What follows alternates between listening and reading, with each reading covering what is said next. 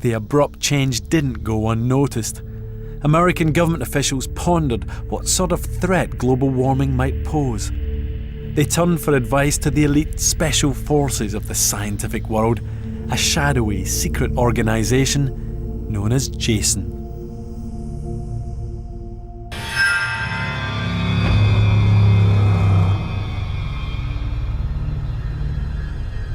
Every year, an elite bunch of scientists gather in this building in a desirable suburb of San Diego. They've been meeting for more than 50 years. But these are no ordinary scientists. These are the JASONs.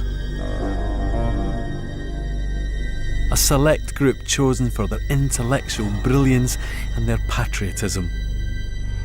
Their mission: to provide secret advice to the American government on matters scientific. The JASON organization was founded in the early 1960s by a group of scientists who had been giving advice to the US government about issues related to nuclear weaponry. And they had the idea that it would be good to formalize that and to actually create a committee of scientists who knew a lot about science and technology issues and who also had high-level security clearances so they could have an honest conversation with the government about some of these issues. A few hundred miles apart, fallout patterns can overlap.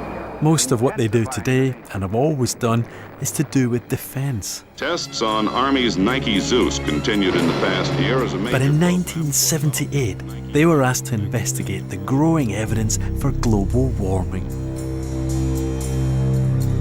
Not everyone was amused.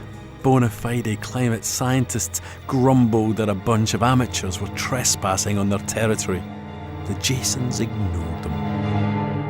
It is very much based on the idea that these are really smart people, super smart people, who are smart enough to look at any question, any issue, and give useful advice about it. Now, a lot of other scientists don't agree with that because a lot of other scientists say, well, hold on a second, they're not really experts on climate or they're not really experts on bioterrorism or whatever it is.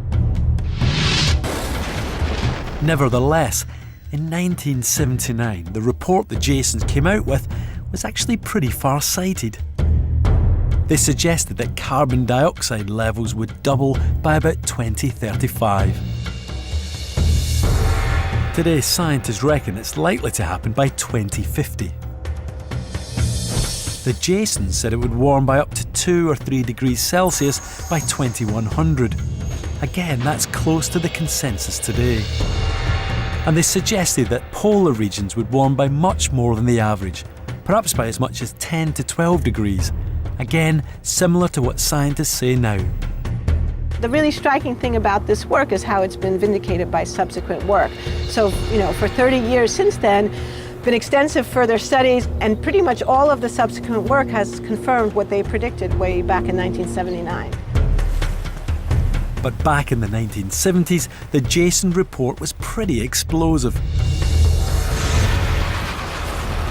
So the American government commissioned another one, this time by climate scientists. And it came up with very similar conclusions. It looked like something needed to be done.